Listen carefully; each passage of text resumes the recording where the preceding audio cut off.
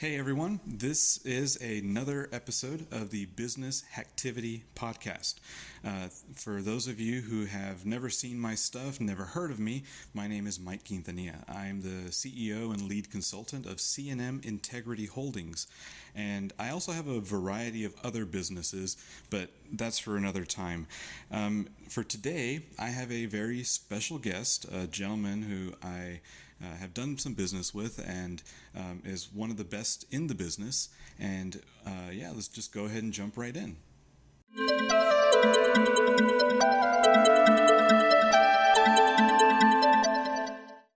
All right, guys. So again, thanks for taking the time to watch this video. If you found us on YouTube, if you found us on Facebook, social media, anywhere, thanks for taking the time to look at this content. I hope we can deliver great value to you. Now, I have with me Earon Bevans. I've worked with Earon maybe about a year now. That's how long I've known him. Great guy, fantastic personality, great business person.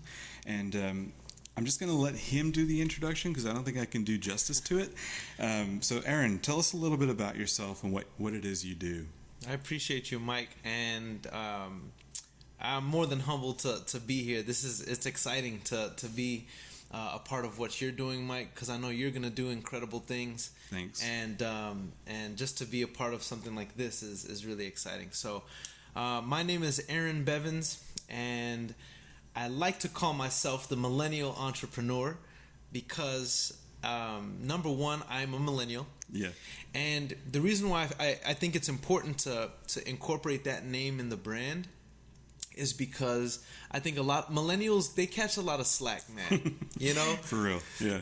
And there are some stereotypes that make the word millennial taboo.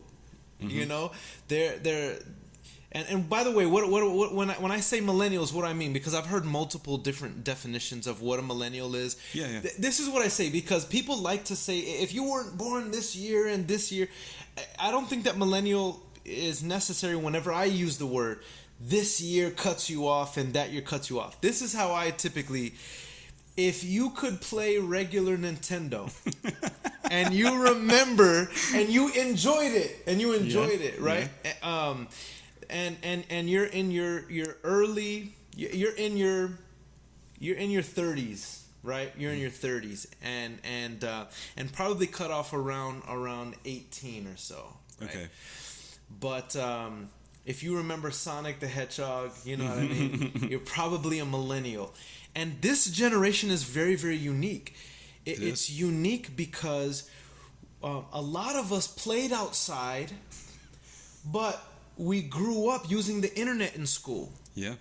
Whereas Gen X, or a lot of our parents, they didn't learn the internet until later on in adult life. We grew up with a lot of it. Yeah. We grew up with it in school.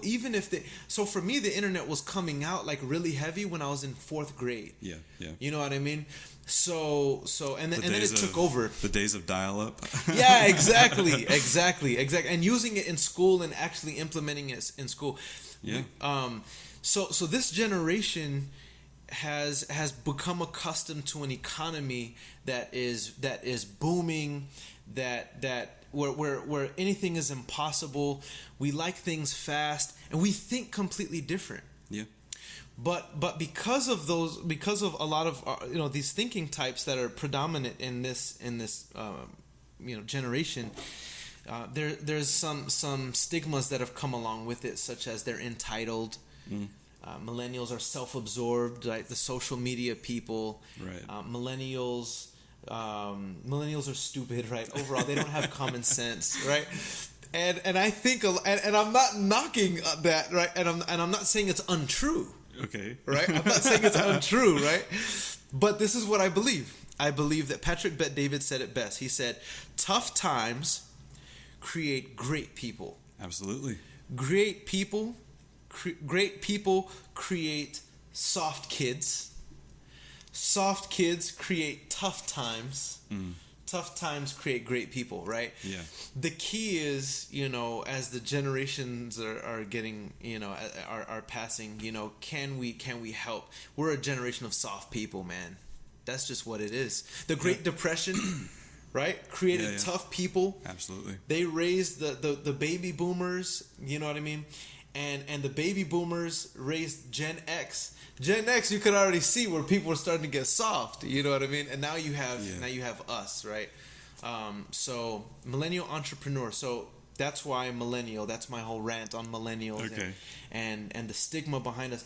But the brand is to empower, especially millennials, because I think that we have a unique position in understanding this old world pre-internet.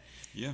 But being raised enough in it so we understand, right, the importance of understanding it and leveraging it and using it and using it to create, right. You know. So I want to empower that generation, you know, and I think that you have to think like an entrepreneur. I don't care what it is.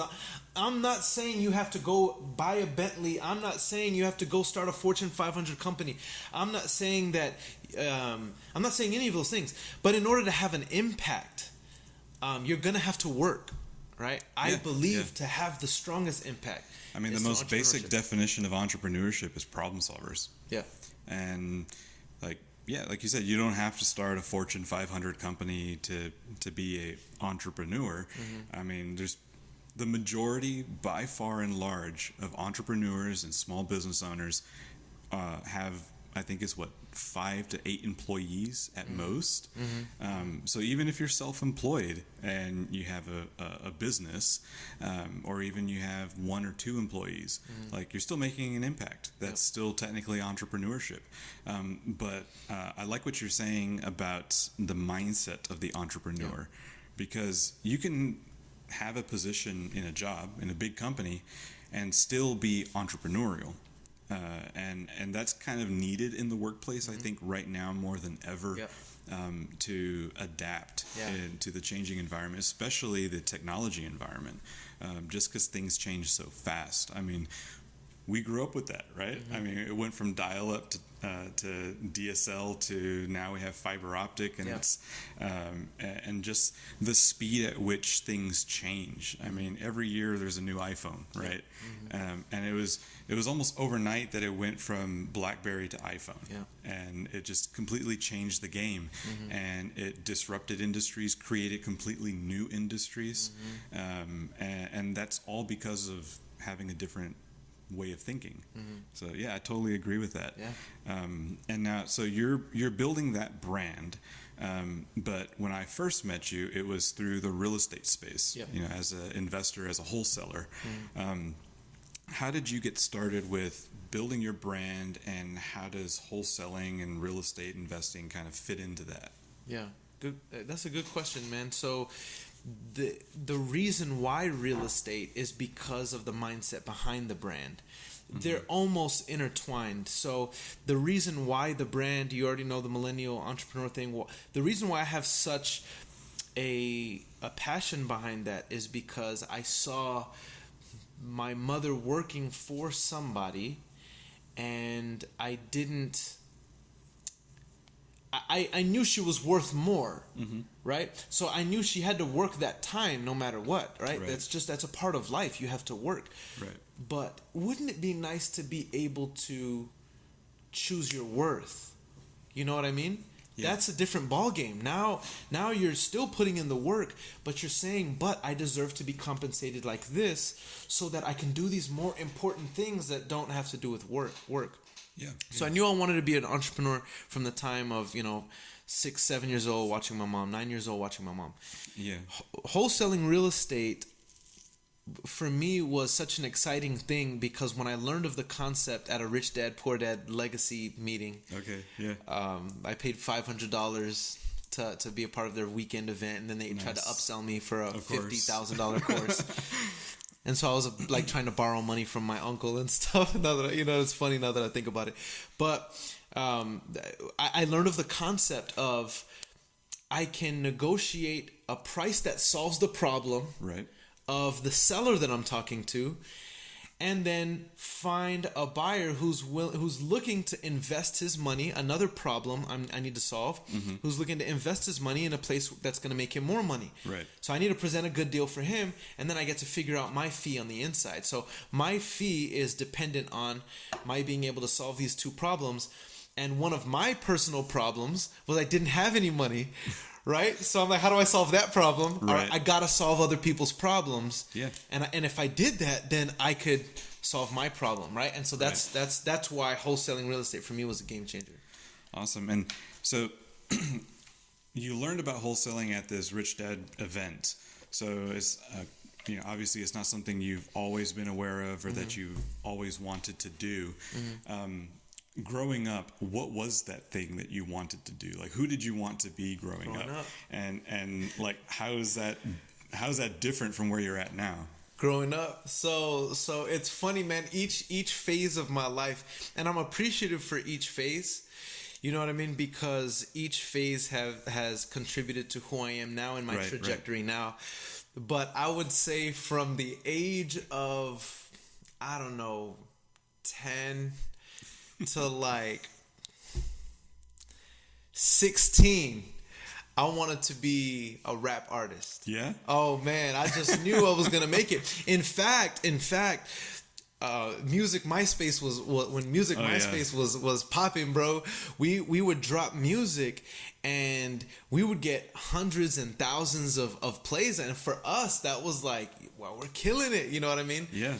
But I decided from that to get more involved in my ministry. Okay. You know what I mean? So around the age of 17, that was my main focus.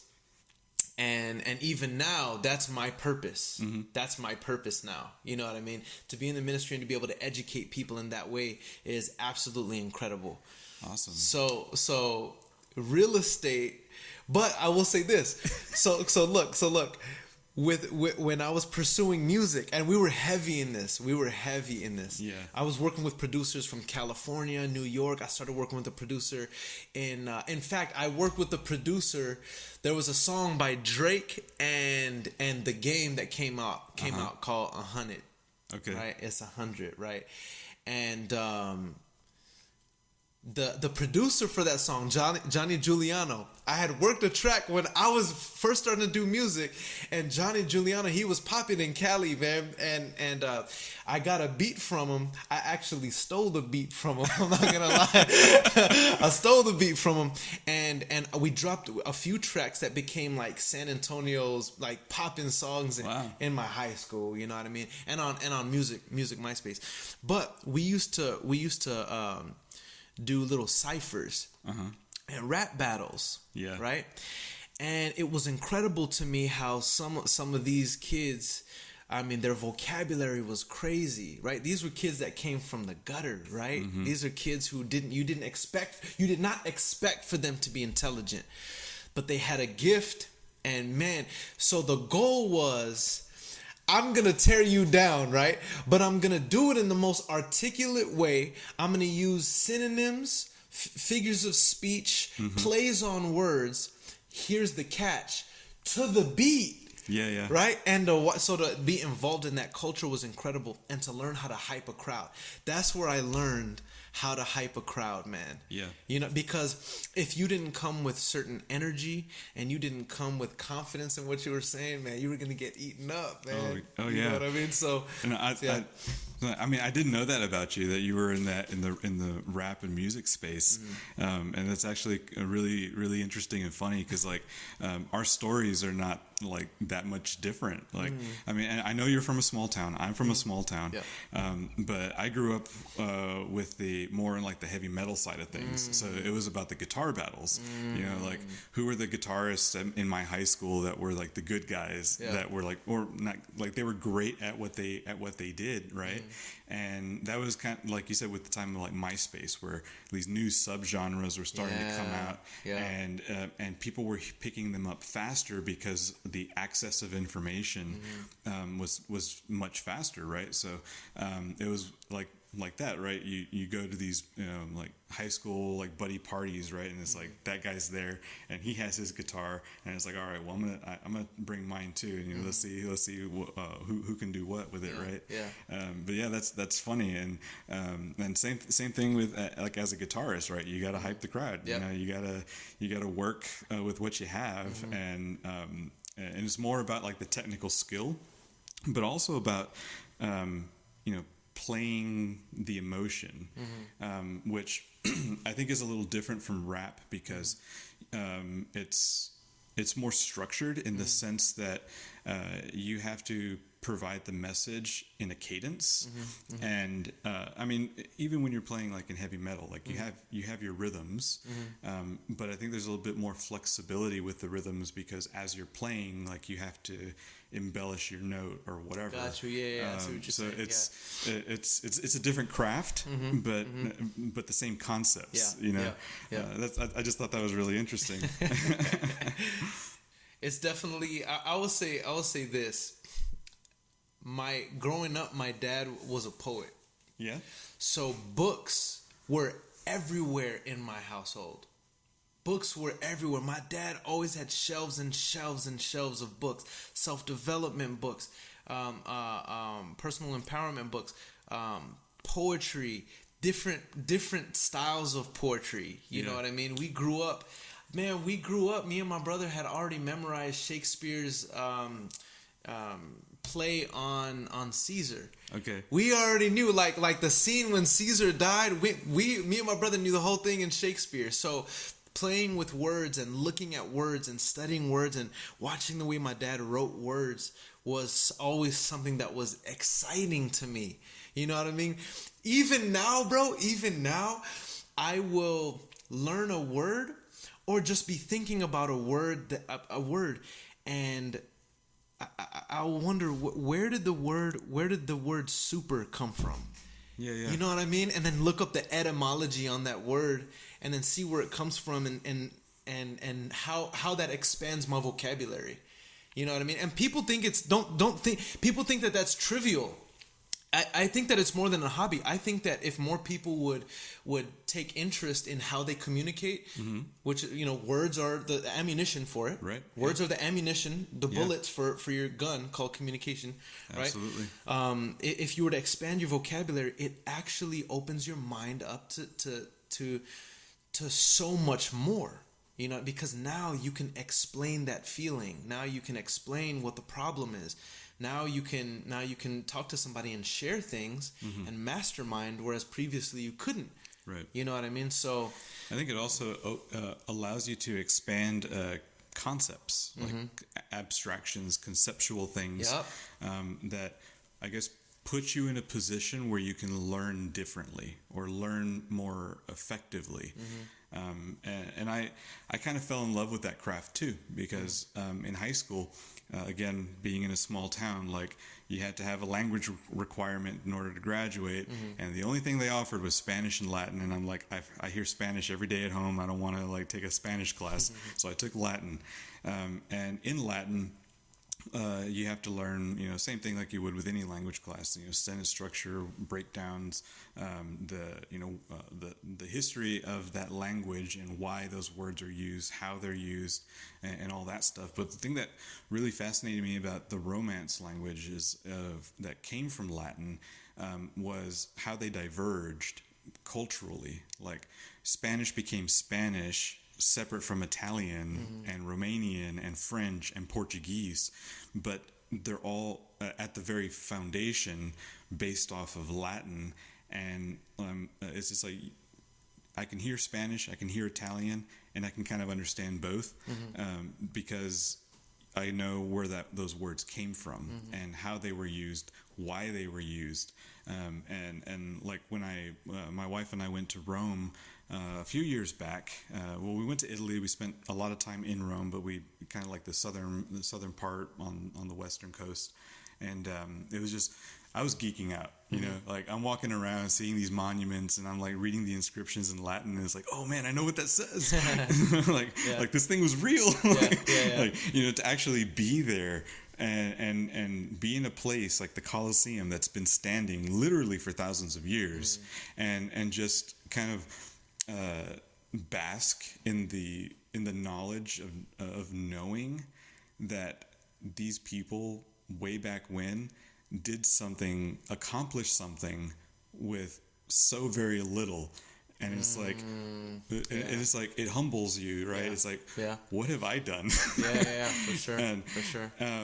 But going back to like the language, studying the languages, I find that fascinating because it gives you insight to not just where the words came from, but understanding like cultural significance. And just from the language alone, you learn about other people and their heritage, and it kind of gives you a shift or perspective difference. And for me, that's exciting. That's fun. Yeah, I wish I had more time to put into that. And I want to. You know, I think there's definitely it could bring value and significance to future business opportunities. But just for the sake of being able to say I can speak fluently multiple languages, I think that would be fun. But yeah, so got started, very entrepreneurial minded, coming out of high school, and you were wanting to go into the rap career before switching gears. What happened next? Like what was the first business you did? Like, how did you find out about that business? Or we already talked about how you found out about wholesaling, but like what led you to learn more about those things? So my biggest thing is I always wanted to create a situation where I have a business. And so I was introduced to wholesaling through the Rich Dad, Poor Dad legacy, Robert Kiyosaki program, right? So that was the first time I had ever been introduced to the idea of even doing real estate. And it's through Robert Kiyosaki. So I pay the $500, I learn about the concept, then I go back to YouTube and I'm looking for answers, right? How do I actually do this? Because I don't have $40,000 to spend, but I gotta make it happen. You know what I mean? I want to make it happen. So as I'm looking, of course, since I found out about it through Robert Kiyosaki, I typed his name in. I found out that he had a book, Rich Dad, Poor Dad, and the cash flow quadrant. So when I read cash flow quadrant, which was right away, up to this point I haven't even done a deal yet. When I read cash flow quadrant, I'm like, oh, that's crazy. There's 4 different ways to earn an income. Right? You can be an employee or exchange hours for dollars. You can be self-employed or run your own operation, but that operation revolves around you being there, which is most entrepreneurs, right? Or you can be a B, or which is a business owner who has a business that is an asset now, because you're not exchanging time for it, and you can leave it and it still operates without you, right? And then you can be an I, which is an investor. Once you have that money, well, now what do you do with it? You got to invest it and make that money work for you. So I'm like, I want to be an I as soon as possible, right? So in order to do that, I'm not going to be an E, so I'm not going to be an employee. I've always had this bug, so this is how I satisfy it. Right now, I'm currently an S. I'm a very big S. You know what I mean? I think most people start that way. So I started learning through YouTube, and that was kind of the beginning of this journey, like perfecting my business into a B, and so I can be an I. Okay. So in your research and your exploration of being a business owner, getting started with business, like anybody who's getting started with anything, there's going to be ups and downs. But what was the light bulb moment that you knew this is the avenue that you needed to pursue? Man, so up to this point, this is a little over 2 years ago. Okay, this is a little over 2 years ago. My wife and I moved from Chicago here because my mother had cancer. Okay, and I had a business I was running up there. and I was doing door-to-door sales, killing it. I bought a company vehicle with a van, and I would take my people out in the field, and we would door knock, right? And we were crushing it. So we had 3 vehicles in our name. Mom gets cancer, moved down here. We can't transfer our business. Business dies. We have no money. Living with my mom. 3 repossessions, bro. Wow. 3 repossessions. And I'm like, how can I make some money? I dropped out of high school, by the way. So I don't have any trades, and I don't have any education. Yeah. So I've always gravitated towards sales, right? Because that's everybody's last resort. Yeah. But the thing is that I knew that if I mastered something in sales, that I would crush it. So I have already learned about Rich Dad, Poor Dad, and learned all that stuff. That was my situation. I got into selling mobile homes. I was doing very well. When I was selling mobile homes, I met a gentleman. This dude was thugged out. Right? I'm not going to say his name. This dude was thugged out, bro. Like Mexican, you know what I mean? He would always come in and he'd be like, "What's up, Earon?" Super cool, man. Super cool cat. And he would love to flex his money. You know what I mean? So we're doing sales, and he was crushing it. Selling mobile homes. I was doing well myself, but he would always talk about these wholesale deals that he was doing, and he was making stupid money, right? And so I said, man, I wholesale too, even though I had not even done a deal, but I was like, I wholesale too, bro. So he was like, I think every wholesaler says that. I'm an investor. Yeah, exactly. Look, I needed to say it. You know what I mean? Yeah. Because that's what I identified with. You know what I mean? Yeah. But so he helped me out because he had a buyer's list. I would find deals. First deal that we did, I made $750. That's all I needed. Right? So it actually worked. I sourced a lead. I got it to somebody who could give me a buyer, and I got money. Yeah. And so that was just the proof of concept that I needed. Okay. Awesome. So for those of you guys who are watching that have never heard of wholesaling, have no idea what we're talking about.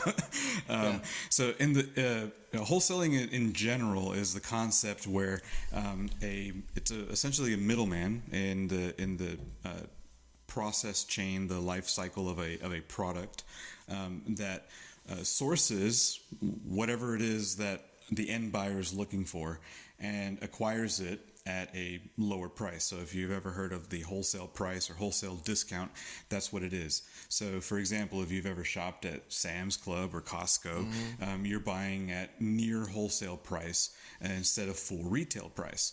So in the world of real estate, the way that translates is there's a property, typically very distressed, and the seller has some motivation to sell it for well below retail market value.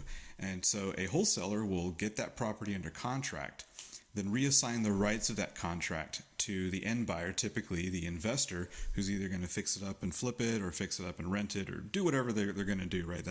They have their investment strategies, they have their numbers. That's all the wholesaler does, is act as the middleman to provide them the product that they are going to essentially acquire. And in doing that, they charge a markup, so the wholesale fee. And so for those of you who have never heard of wholesaling and never heard of wholesale real estate, that's in a nutshell how that works. If you guys want to learn more about that, I will put some information in the description below. I'll definitely link up Earon, so if you have questions, reach out to him. I work with a company called Hilco Homes based out of San Antonio. They're a great, fantastic resource, but there are tons and tons of resources out there to help you learn about stuff like this. So yeah, definitely reach out and let us know. We're more than happy to answer any questions about that. Now, you got your aha moment and you figure out this is the thing that you got to pursue and make it work for you.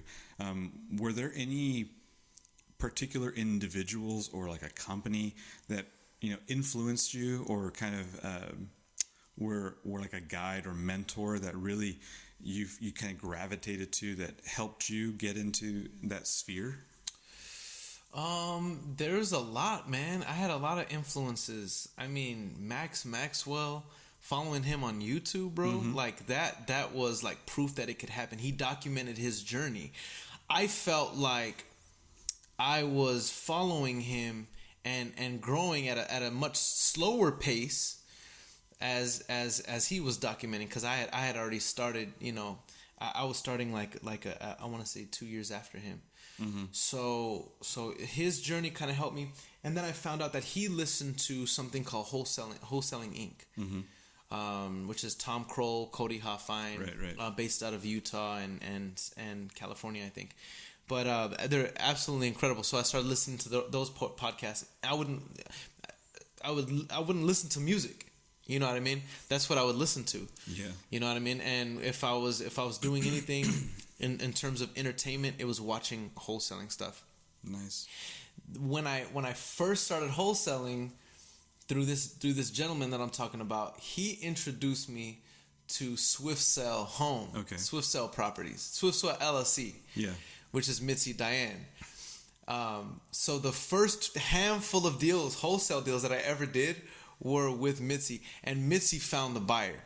Okay. Right? So, and I'm fortunate to have done deals with her, because she is coming from the standpoint of mortgage, because she was in finance. She was in finance, the world of finance. So she has a very unique perspective of business, especially wholesaling. Yeah. And she's good at what she does. So I saw a lot of benefit from that, and to have somebody who was actually going to be honest with those deals. Because I'll be honest, I'm a guppy. I was a guppy at the time. Mm-hmm. You know what I mean? So you could have taken advantage of me. You know what I mean? In so many different ways. That first deal that we closed, it was, I only got cash. This wasn't with Mitzi, it was with someone else. Yeah. But that first deal that we closed, they only gave me cash. So I mean, who knows? They may have made way more money and just didn't tell me. It could have been that case, but so Swift Sell was definitely a help.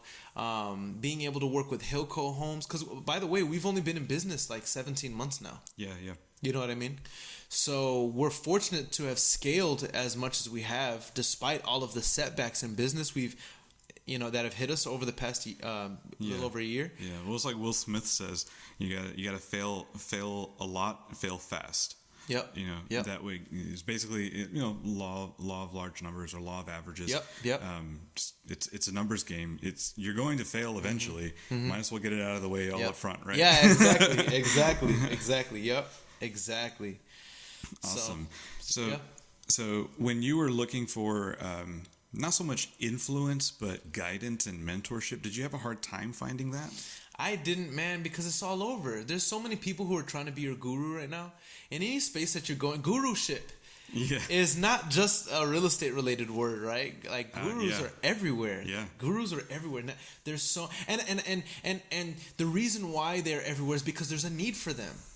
People are they're hungry for something new. Yes, exactly. Yeah.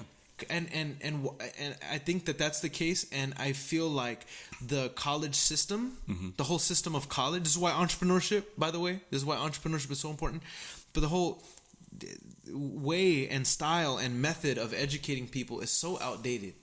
It's so people are looking for education, and they're looking for specialized education. So because of that, all right, you can be a guru in anywhere. So I don't think it's hard to find a guru. It's just a matter of vetting out. So the first guru that I hired was Joshua Gaiman, right? And man, he helped me scale my business, dude. He helped me scale my business. He also helped me. He put me in a position, because it wasn't his fault, it was me.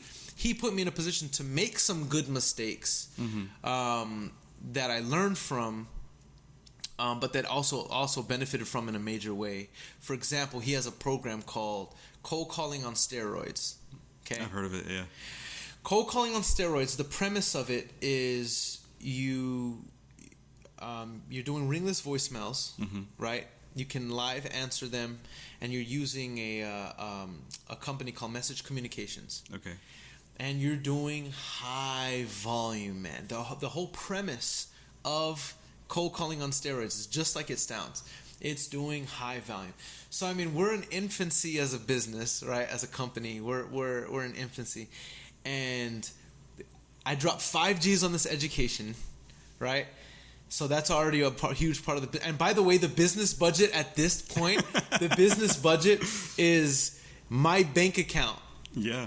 Right? So those of you who are like first start entrepreneurs, you understand, right? So my personal bank account it holds the budget for the business. Horrible way to run a business. Yeah. If you're doing that, change today. Read a book called Profit First, or talk to your tax consultant. Find a CPA. Yeah, find a CPA. But that is not the way to do it. I'll tell you that. So I dropped 5 G's on the education, and then the education called for me to purchase this software and all of the leads to feed it. Right. So long story short, we end up sending out like 40,000 ringless voicemails and in a day, and we're going through all of these leads are coming in. Yeah. Right? And we ended up not having any of our money. All right, over the next month, right? Because we're trying to facilitate all of these deals coming in. Right. Fortunately, this is why I say Joshua Gaiman's course helped me to make that mistake, but it was also a good platform. It was also a good course. We benefited from it because like within 2 months, our business like quadrupled. And it was like people were starting to hear about us, and people wanted to know how we were growing so fast. So, and that's because we were inefficient. We had no systems. We had no nothing. You know what I mean? Yeah. So Joshua Gaiman was the first one. The second coach that we hired was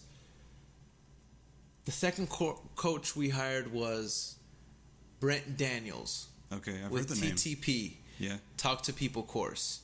Oh no! Before that, it was Renatus. Okay. Renatus. I don't know if you've heard of I have Renatus. not. They're a very reputable company. They don't specialize in wholesaling. They specialize in real estate in general. Okay. So we paid an arm and a leg for that, and then I paid for the Talk to People course. So each one of them has helped us to kind of perfect some things, to turn this into a business. Okay. I mean that I know everybody has their journeys, and everybody has their story. Like personally for me, like it's been very different, a very different experience.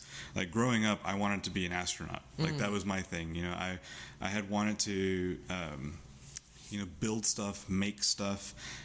I started off with the astronaut thing, right? But then I was thinking, why not design? Because I wanted to, make stuff. I wanted to design better spacesuits for astronauts. And then I was thinking that same technology could be applied for other purposes. Maybe combat armor for protecting soldiers, or homeostatic suits for individuals that have health issues. Maybe and there's been a lot of work recently on stuff for helping people with mobility issues, and designing exoskeletons for that. That's what I wanted to do, right? So I went to college and I was going to do that. But my first introduction to business was actually through an engineering program, a summer program that was here in San Antonio. And I had this idea of building combat armor, an exoskeleton combat armor, and I approached the site director for that program and I said, hey, I have this idea. I have no idea about how to go about with patents. I don't know what needs to be done, what research I need to do, how to approach this. And he said, first things first, you don't have patents. Create a business and assign the ideas that you have to that business so that it belongs to the business. So if anybody steals it, it's now considered stealing like proprietary information from a business, and not an individual idea because it's not protected by a patent. And that's kind of like my aha moment. That was like, the business itself can do what I can't do. And I needed to find a way to make that business work for me. But I still went along that route. I obviously, you can't be an engineer without knowing how to be an engineer. So went to school, got the degree. But after college, First job was a lab manager. Funding dried up, so they cut the position. And then after that, I was basically unemployable. Like, I couldn't find work anywhere. I had a degree in biology and a degree in engineering. I would apply to an engineering company, and they say, "Oh, you're more of a biologist than an engineer. Like, we can't hire you." I go to a research firm. They're like, "Oh, you're more of an engineer than a biologist. We really can't hire you." So I had to pick up a bunch of odd jobs, and that was kind of like I was forced into entrepreneurship, and I always knowing in the back of my mind that that's eventually what I needed to do, but then being forced into that position where like I had no other choice. You know, I either make it work or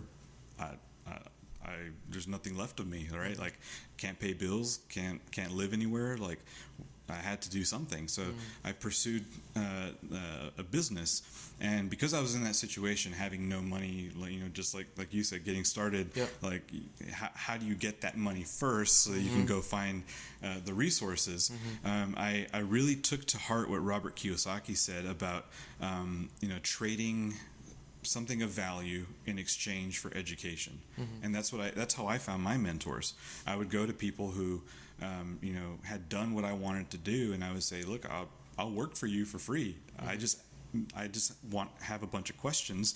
If you can teach me, show me what I need to do, like, I'll be out of your hair, but I will work for you for free." And I did that in a couple of cases, you know, which looking back was kind of like, you know, hey, I probably should have asked for something, you know, put some value on myself.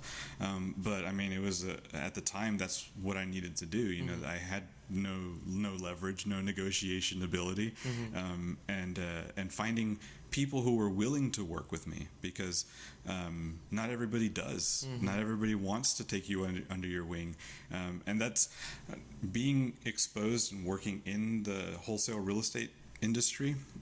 That's very common. Everybody wants to be a wholesaler outside of their regular job, or maybe they're in a situation where that's all they can do is be wholesalers and don't know what to do, so they reach out to these gurus, right? And I think that's kind of where there's issues with the industry, but at the same time, it's like there are people out there that say, "Yeah, I'm not going to take you serious. I don't know who you are," you know, and that I don't ever want to be in a position where if someone asks me to learn from me, to tell them no, because I was in that position, you know. But it's interesting for me to hear like people's journey into being in business, because, like I said, everybody has a different story, and you know, mine is, I guess, a little unique because I went kind of the both routes at the same time. You know, I went to college, I got the degree, you know, paid the money for that, but I also went into business, and at the point where I'm at now, it's like it's kind of not laughable, but it's just it's interesting. You know, it's like I'm not doing anything of what I originally thought I was going to be doing. But you know, when it comes to the business, there were often times where I felt like, is this the thing I need to be doing? Or is this right for me? Did you ever feel like that was the case for you? Like, did you ever have that level of self-doubt that it was like, maybe I should try something else? Yeah, for sure, man. I felt that all the time. Especially first getting started, because if you don't have the proof of concept yet, then the level of faith that it's going to take place, you know what I mean? You have to invest up front, you know what I mean? That's the thing. That's the difficult thing about being an entrepreneur. You have to invest up front without having seen the consequence. I mean, the result. So that was when it was, you know, most difficult. But every time I've grown in business, that question comes up again, because I love the way Patrick Bet-David said it. He said, like, you remember in Mario, you know, they had different levels, right? Yeah. And you work so hard to conquer this one level, right? Then it takes you to the next level. And all of a sudden it's like, dang, this level's really, really hard. I freaking hate this level, right? But that's the game. Yeah. That's how the game is designed. The game is designed so that every level you go to gets increasingly more difficult. So everybody wants to graduate to the next level, but nobody wants to tackle bigger problems. Whereas the whole game is, as you graduate, there's going to come more problems, and every time those new set of problems comes in, that voice is going to come back, right? That's how it works. The voice is going to come back. Can I do this? The thing is, once you've accomplished and you're starting to progressively graduate to higher and higher levels, you get to look back on more and more proof, right, and say, yeah, we can. We've every time we've come to a plateau and we've broken past that comfort zone, we've always felt this way, and we've always gone through it, or we've learned something from it. So, all right, next level, let's go. Yeah, and I think that's the unique thing about being in business as an entrepreneur. Again, all you're doing is problem solving.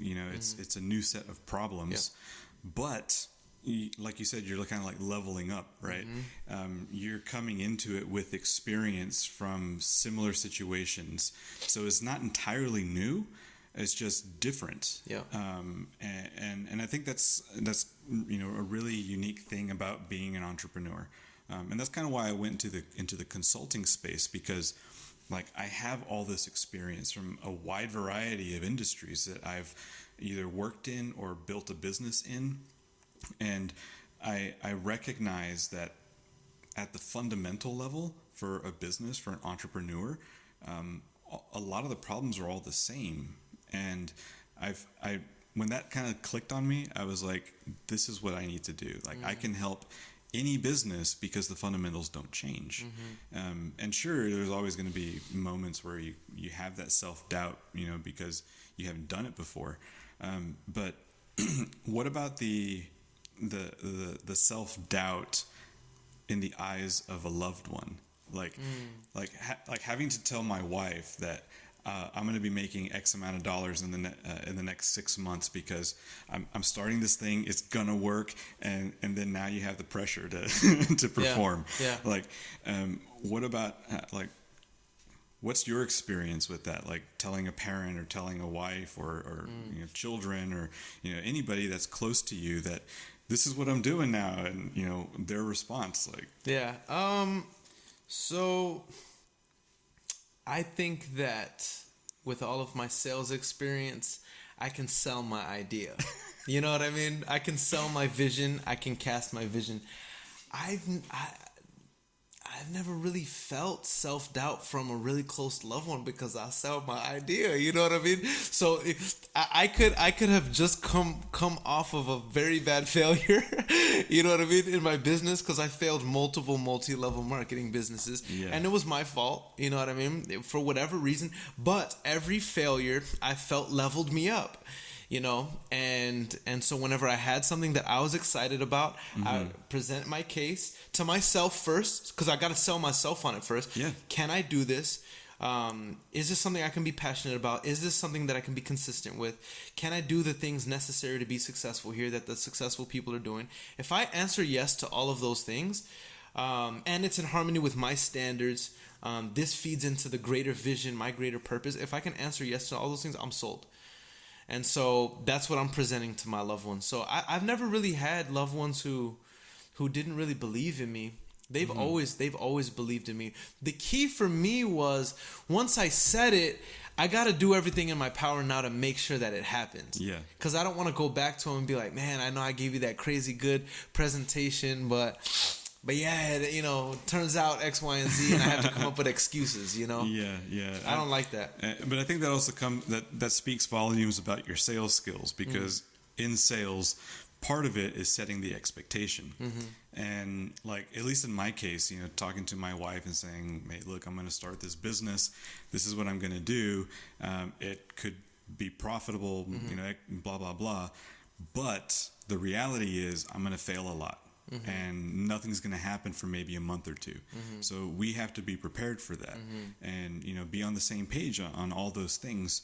And I think that the communication, being able to convey that message and that expectation is essential in those kinds of partnerships. Yeah. But speaking of the partnerships, you share those things. You share the successes, you share the failures. Mm-hmm. But when you got started, what were your biggest fears getting started?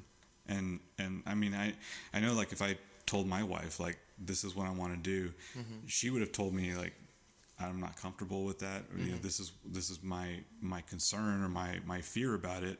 But in your particular situation, or looking back when you got started, what were your biggest fears? The biggest fear getting started was, Napoleon Hill writes about this. He says that there are only 6 basic fears, and every fear you can think of falls within one of these 6 categories, right? Mm-hmm. I think it's like the fear of death, the fear of ill health, the fear of poverty, the fear of criticism, and the fear of whatever. But for me, it was the fear of poverty. So my thing was, if I believe in myself, I'm going to, so I had learned how this works. I got to a point where I had saved up some money from my sales position, because I want to be an entrepreneur. And I knew that I couldn't be working. I could not be working 18 hours a day, 6 days a week, just to make it. That makes no sense. I have a greater purpose than that. Right. Entrepreneurship, here I come. So I had saved up, like, I think I had like 9 or 10 G's or something like that. Mm-hmm. And I was like, what if I were to dump the majority of this money into a marketing campaign? You know what I mean? Mm-hmm. And so it was like, if I do that, what if I don't get a return? You know what I mean? But then I start thinking to myself, if I think like that, then I'm never going to do it. You know what I mean? I know it can be done. I've already done a couple deals. Yeah. I know that I can't stay here because I'm not happy here at this sales position. And it's not going to feed into my purpose and vision. I have the money. Why not just take the money, dump it into the business, live off of the remaining amount, and just grind like crazy till my first deal pops. You know what I mean? So what was that switch that flipped that made you take that step? Because that's a fear for a lot of people. It is a lot the fear of of poverty. entrepreneurs. The fear of poverty. Yeah. Yeah. But it's not. I mean, that is a fear, and I think that's what motivates a lot of people to go into their own business. Mm-hmm. But like you said, like, you have that little cushion of money, and you could use it for marketing, but what if it fails?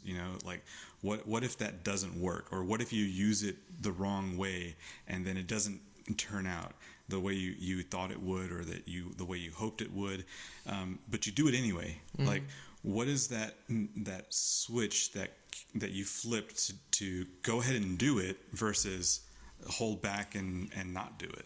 It's two things. I hated where my life was at that time. I did not want to be at that place anymore. Yeah. I was not comfortable anymore.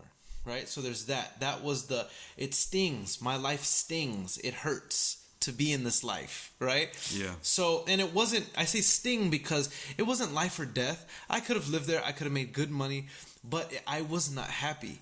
Right. And so I want to be excited about my life. You know what I mean? I want to feel fulfilled. I want to be doing the stuff that I want to be doing. I've always been that way, and that's why the lion is everything to me, right? So that's one thing. I want to be doing what I want to do, and and here's another thing. I don't want to ask people's permission to be places. And I don't mean that to be rebellious. I don't mean that, but there's certain things. If I want to go see my mom, I'm going to go see my mom. If I want to call my mom, I'm going to call my mom. Yeah. If I want to be in my ministry, I'm going to be in my... I'm not going to ask somebody's permission for things that are... For me, it's amazing to me that you can... Everybody has their top 5 things that they value in life, right? It may be their religion. It may be their standards. It may be their relationship. It may be their parents. It may be their family. So you have these things that you value, maybe your relationship with God. There may be these things that you value in life, and you are at times asked to compromise the time you spend with those things, or achieving those things, whether it's a hobby or whatever the case, because you have to make money, and the person who's paying you is telling you during this time to this time I need you here, and you cannot go there during that time. You can't do this during that time. That sounds too much like slavery to me.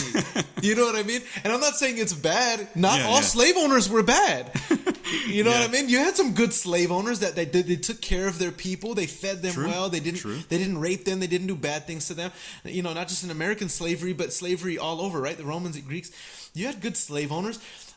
That's fine if you like that. I cannot subscribe to that. I need to be doing what I'm doing whenever I create my schedule. So that's a thing in my personality that I'm like, and I was feeling. Dude, I'm the exact same way, man. So about 3 years ago, I was working for an investment company, a real estate investment company, and I came to be decent friends with the CEO. And when he hired me, I was actually working for them as a consultant originally. I was there to design their CRM, build out their processes and workflows for the entire company.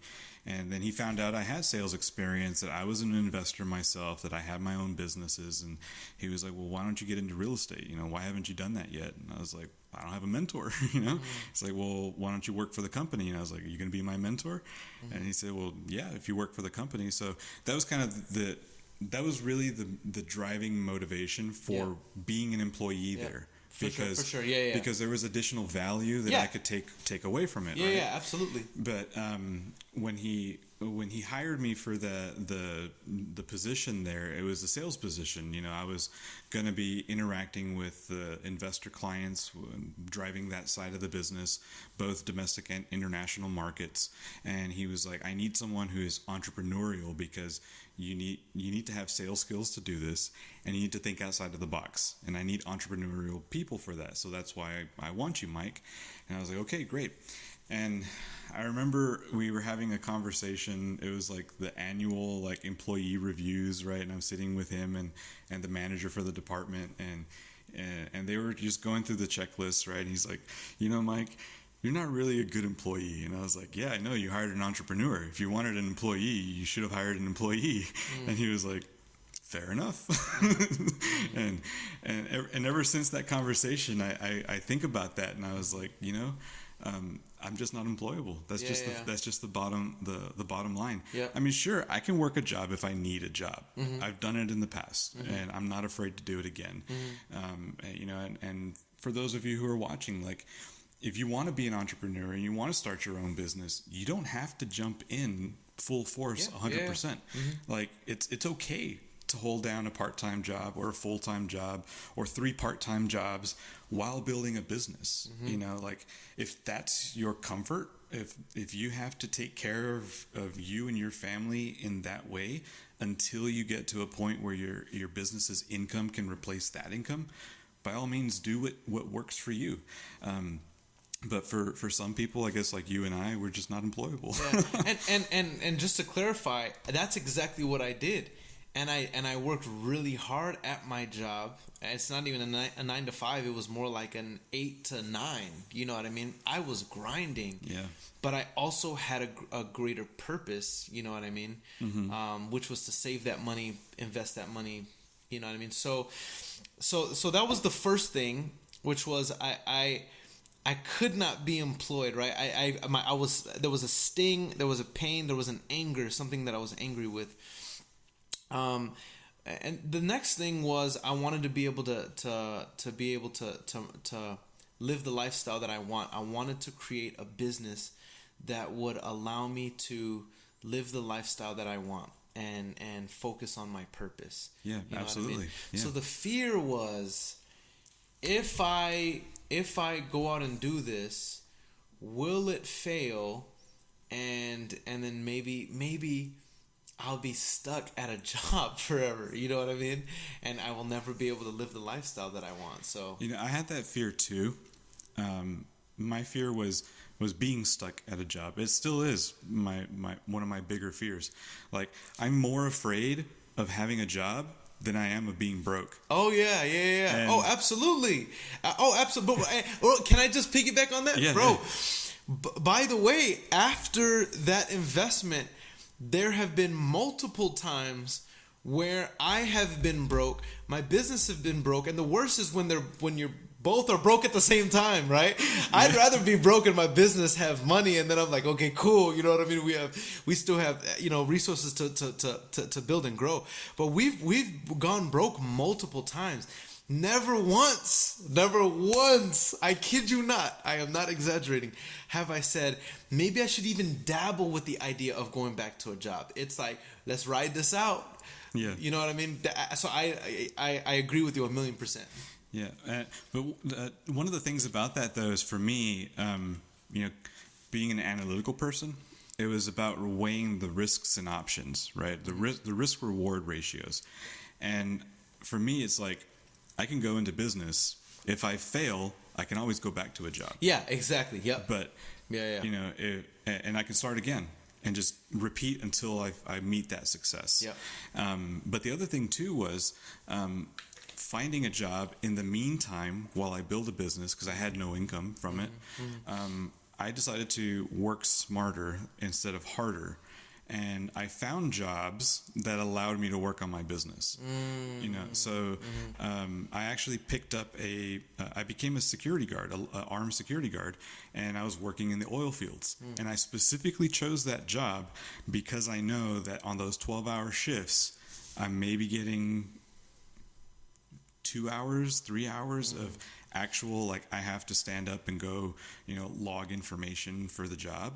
But the rest of that shift, I had 8 to 9 hours that I could just sit there and work on my laptop, building websites, marketing on social media, doing the things I needed to do to build the infrastructure for my business while I'm getting paid to do this other job. Yeah. And I at one time I was a pizza delivery guy, and while I'm driving doing deliveries, I'm doing phone calls in my car. I'm calling people, touching base with clients, finding out what's next, following up with leads. And then I also, for a short period of time, I worked as a tutor at one of the local community colleges. I tutored physics and engineering, and it's a small college, so the average time I actually spent tutoring, there was maybe one student every other day. So I'm just sitting there in tutoring lab around computers. What else can I do? Work on my business. Yeah. And that's what I did. And I worked on my business to the point where I could leave all 3 of those jobs at the same time. And there's no shame in having a job and not working at all, at man. it. Not at all. Like, it's part of the hustle. It's part of the if I come had up. to go back, I would look for a job that allows me to get paid for that job, but also work on my business at the same time. Yep. And that's exactly what I was doing at my sales position, because I had my own little office. I was running my leads. In between those leads, I'd be calling my wholesale leads, and that allowed me to stack up a little change where I could invest. Yeah. And I figured if I could make this little bit of money super part time at this job, then if I invested it and went full time, imagine what I could do. So it was just like the fear was there, but mitigating that risk with past successes by saying there's past successes that I've hit, and then also if I fail, I'm betting on myself. Right. You know what I mean? So I'd rather bet on myself than anything or anyone else. Yeah. So would you say that in your current situation that you, as an individual, are happy? Oh my God. I am so happy with my life. I'm so happy with my life right now. And I'm afraid to say that because I'm just waiting for the other shoe to fall. You know what I mean? So what's the next challenge that's going to happen? You know what I mean? What's the next challenge?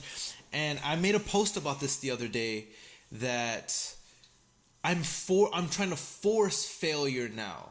Whether that failure means we have these resources. How can we utilize these resources and make ourselves uncomfortable again? And do it smart, right?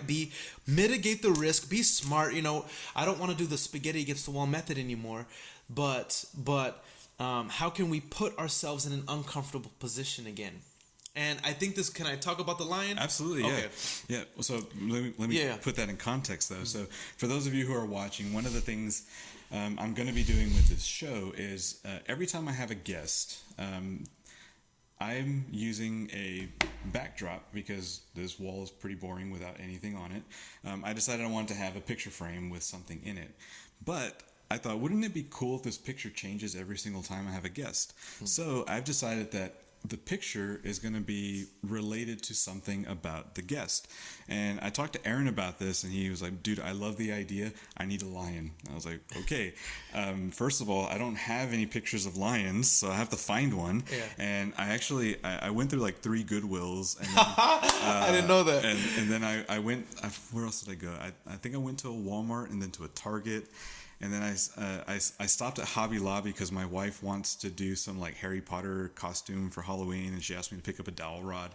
And I was over there in Hobby Lobby, and I was like, you know what, I'm gonna check out the posters. So I walked by and I saw this, and I was like, this is perfect. This is like a proud, powerful lion, but it's so colorful and energetic. It's just like Earon. It's like, I gotta get it.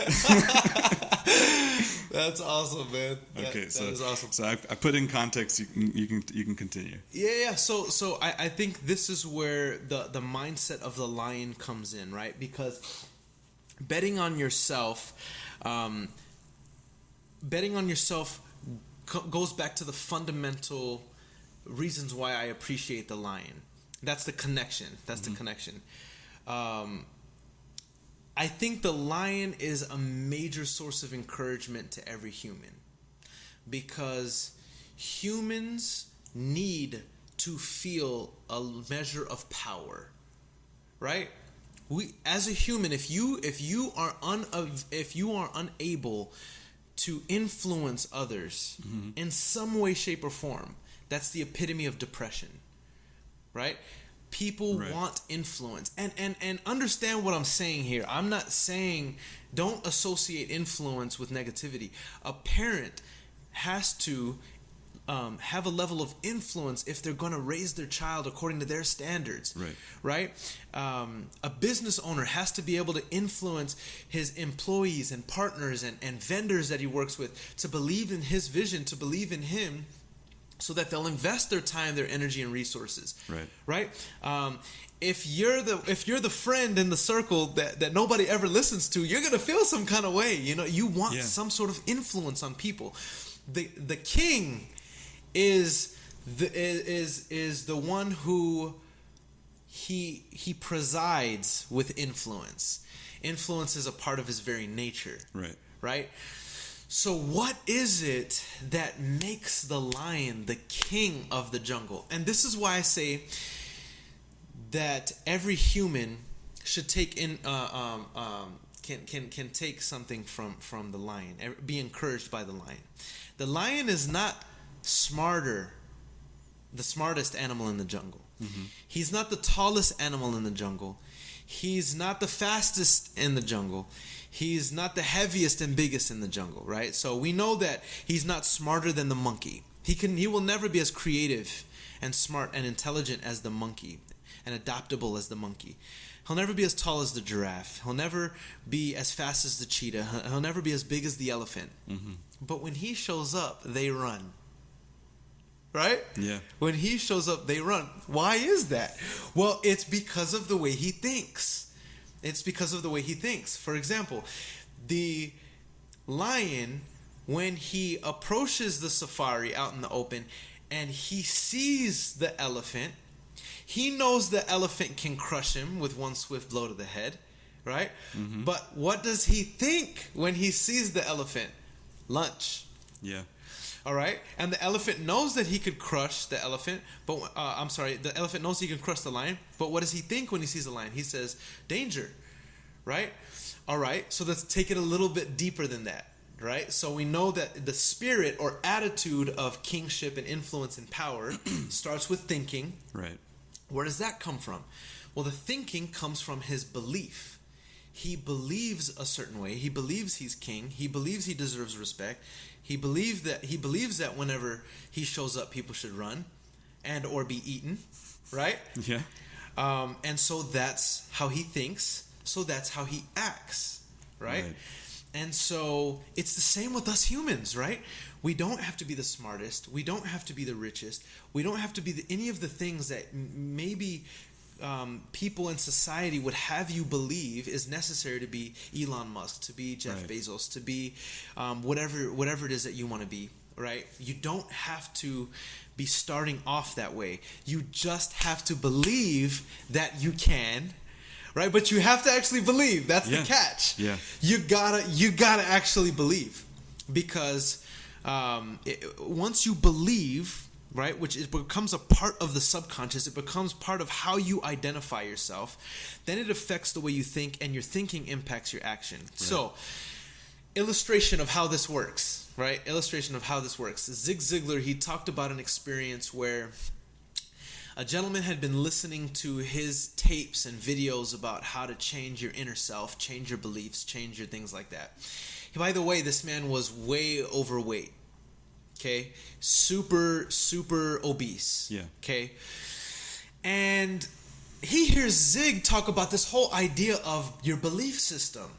How your belief system and what you believe about yourself and how you identify, and this picture of yourself that you have on the inside affects your thinking impacts your actions create results, right? New concept for him. And Zig Ziglar is saying that if you could start talking to yourself different, even if you believe a certain way, if you start talking to yourself different, that eventually you'll start believing how you're talking to yourself.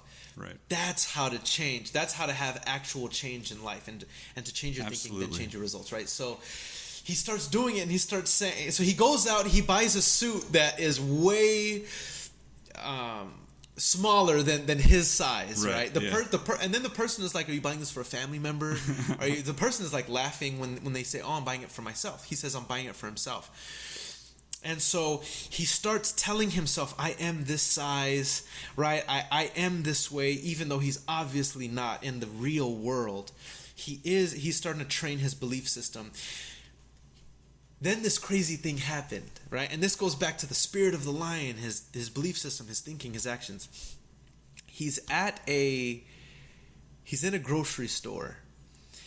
Little kid, and he's in one of the aisles. Little kid and mommy pushing the shopping cart, walking past. Little kid says, "Mommy, look at that fat man right there." Right? And the mom is so embarrassed. She puts her hand over the baby's mouth, does everything except for smack the baby, right? She's like, do not do that. And the gentleman himself, he's looking around for the fat person. And then he realizes, oh, that fat person's him, right? He bursts out into laughter, and then, a tear. Not because he's sad that the kid called him fat. He was proud of himself because he didn't know who this fat guy was the kid was talking about. In other words, he realized, I don't identify as a fat person anymore.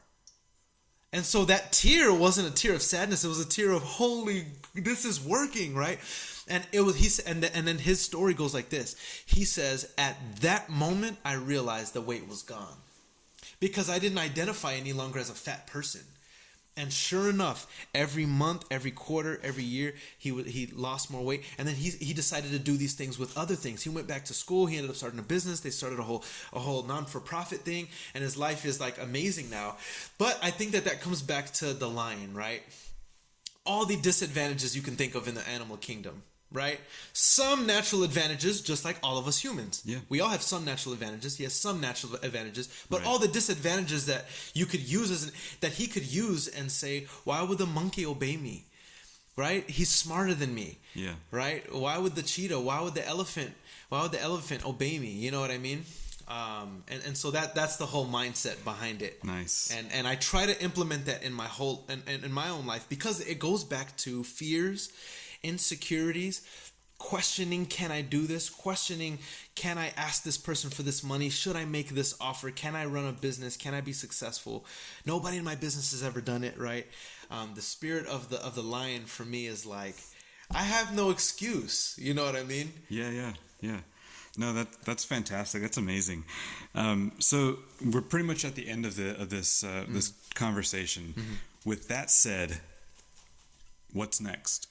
What's next for you? I mean, we've talked about how you got started, but you got to get started on the next step. Yeah. And what are you going to pursue? And with that, I'll go ahead and like open it up for you so you can promote your business, your brand, whatever you want to talk about. You got your little spotlight here. So go ahead. What's next, and what do you want to promote?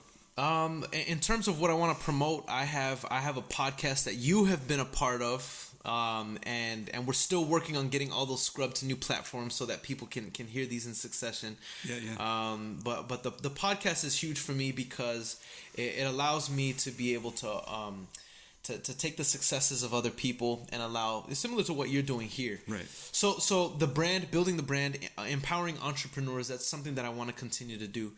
But in terms of what's next, I'll be honest with you. I want to build a business that allows me to build more businesses. You know what I mean? That's exactly what I'm doing, man. Yeah. That's C&M Integrity Holdings is a holding company. Yep. And that's kind of how I got started with it because, I have multiple businesses, small ventures, and I needed a better way to manage them. And I was like, you know what? I'm going to start the way that I am as a CEO of my company. I'm going to make my company CEO of all of my other businesses. Yeah. And I'm going to build a team to run those businesses for me. And long-term goal is I'm just going to keep adding as many as I can around the things that I'm passionate about. Otherwise, it's going into business for the sake of money or for the sake of business just to do it. That's not really that fun. I mean, for me, I enjoy like the thrill of the hunt. Yeah. But when I catch that game, what am I going to do with it? I want to be passionate about it. That's awesome, man. So again, guys, Earon Bevans here with the Millennial Entrepreneur. I'm going to put links to social media, all of his other stuff. You can follow him. A lot of great content. Like he said, he has a podcast. Great conversations are there too. And that's thanks for watching. Thanks for being on here. And Earon, thanks for joining me. I appreciate it, Mike. Thank you, man.